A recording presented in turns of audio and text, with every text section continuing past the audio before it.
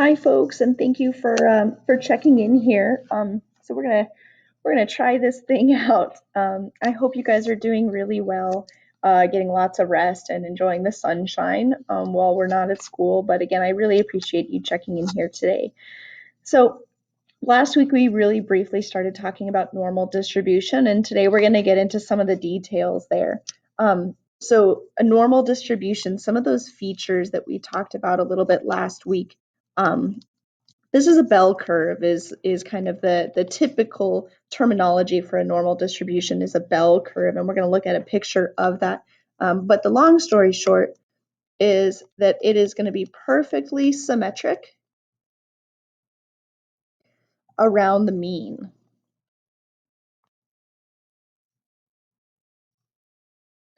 And as it turns out, something else that's really interesting about normal distribution that we didn't talk about last week is that when it comes to normal distribution, the mean, the median, and the mode are all the same.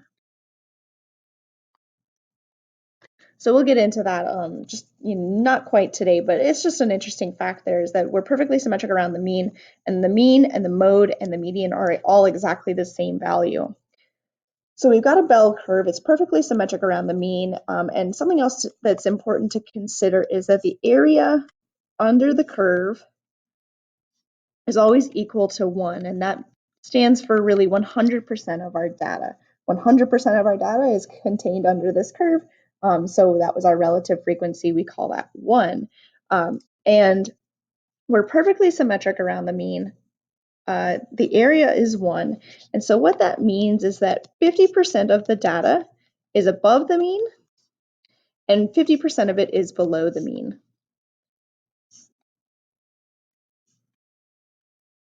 And so that's going to be important for us in just a couple of minutes when we look at some other details here. So just a couple of features to keep in mind. Now, before we look at some of those details, I want to briefly talk about standard deviation and mean and how it changes the appearance of our normal distribution. So for that, I'm going to head on over to Desmos briefly. So on this graph, I've got a normal distribution. It has a mean of 0 right there in the middle and a standard deviation of 1. Now, what happens when I change that standard deviation? Well, if I go from 1 to 1.5, okay, so it got a little bit shorter and a little bit wider. If I increase that further to 2, again, it's getting a little shorter and wider. So we're saying a larger standard deviation means the data is more spread out. If we have a smaller standard deviation, so I'll go back to that 1 there, and we make a smaller standard deviation, then our graph actually gets taller and narrower. So again, a smaller standard deviation means that our data is less and less spread out, so it's closer and closer to that mean. So changing the standard deviation changes the shape of our graph. Now I'm going to go back to 1 there. When we change the mean here, really all we do is we shift the graph left and right. The shape doesn't change, but the position of it will. It will change to reflect the mean. So I'm just going to add that to my notes here. A couple of items. So if we have a larger standard deviation, then our graph is wider and shorter, right? We are more spread out.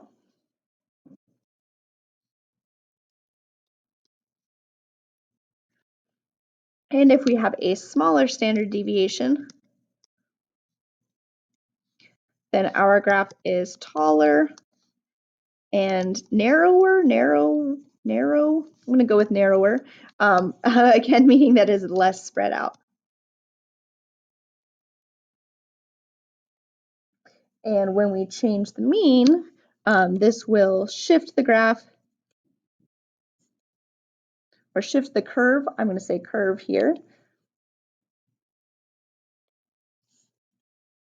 Left or right without changing the shape there. So just an idea of when we look at more pictures of normal distribution, kind of what those images actually represent. So the big deal here, besides the shape, besides the symmetry of standard deviation, is this thing called the 68, 95, 99.7 rule. And so this is really where normal distribution becomes super interesting. So what this says is that approximately 68% of the data lies within one standard deviation of the mean.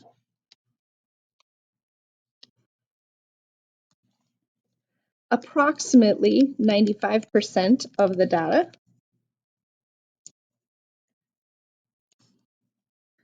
lies within two standard deviations of the mean.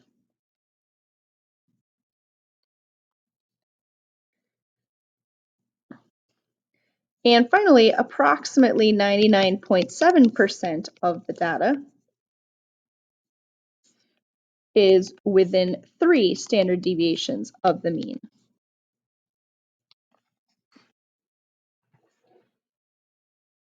So this is something that you may be asked to memorize, keep in mind, but we're going to really practice it today. But this is why standard deviation is so helpful, is because it not only tells us about the spread of data, how far apart the data values are spread out, but when we're talking about a normal distribution, it gives us this real ability to actually predict information about our data.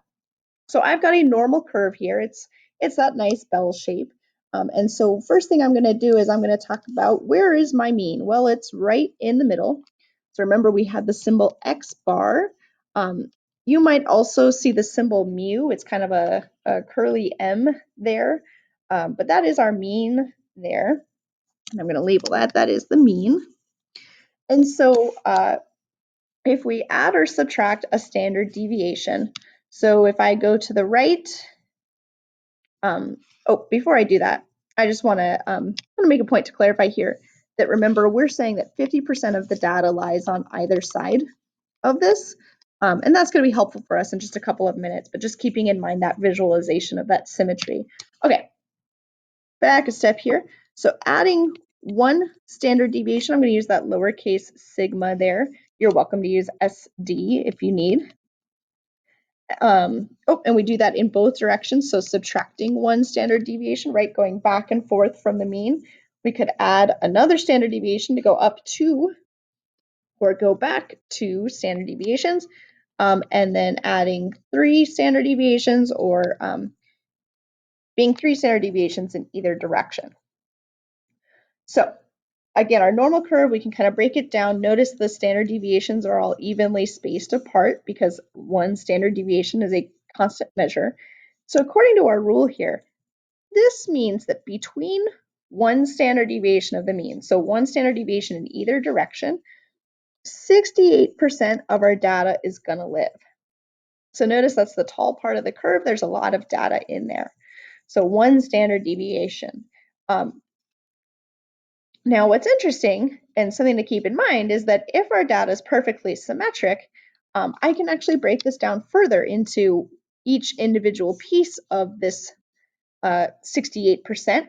It's split in half there perfectly, and half of 68% is 34%. So the 68, 95, 99.7 rule doesn't just break it down into some chunks, but it gives us a bit more detailed picture here. So the 95% is everything between two standard deviations. So that includes the 68%. Whoops, that's a 95%. Make sure I get that right. So 95% there. Now I can actually also figure out these other sections too. If I know that I've got 68% here, I could take out 68% from that 95, and I believe that gives me 27% left over. And each one of these would be 1/2 of 27%. Oops, 27%, aka 13.5%. And if we were to add all of these up, 13.5 plus 34 plus 34 plus 13.5%, we would get that 95%. So moving forward, then 3 standard deviations now is 99.7%. Now notice our graph kind of seems to indicate that it hits the x-axis there, but it's not truly 100%. And so we're going to talk about that, kind of what's on the outskirts here. Well, 100% minus 99.7% gives us a whopping 0.3%, which means that that's what lives on the outskirts there. So 1/2 of that 0.3% is going to equal 0.15.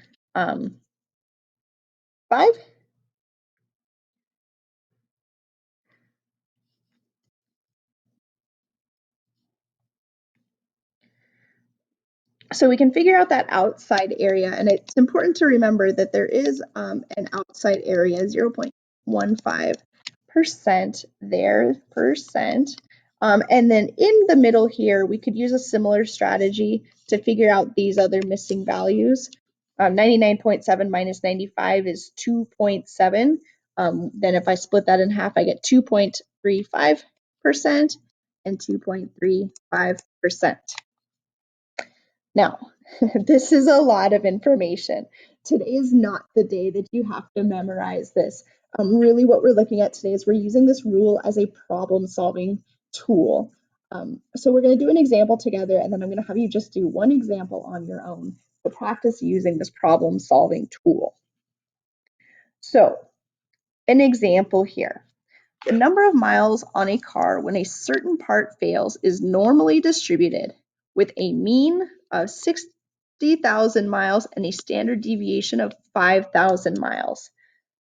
So we have a couple of questions here. What is the probability that the part will fail between 50,000 and 55,000 miles? And what is the probability that the part will fail before the car is at 55,000 miles?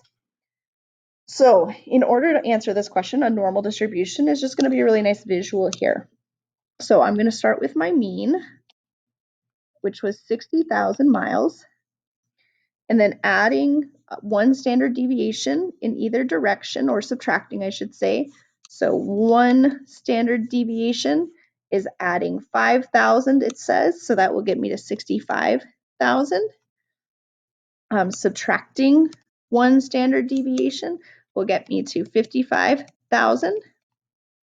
Now this first question is between 50,000 and 55,000, so I should go backwards further, and I'm going to include all 3 actually.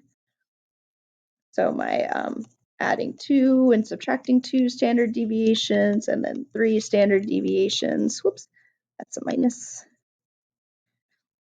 So again, I'm adding or subtracting 5,000 every time, so I'll have 70,000, 75,000 miles, 50,000 miles, and 45,000 miles.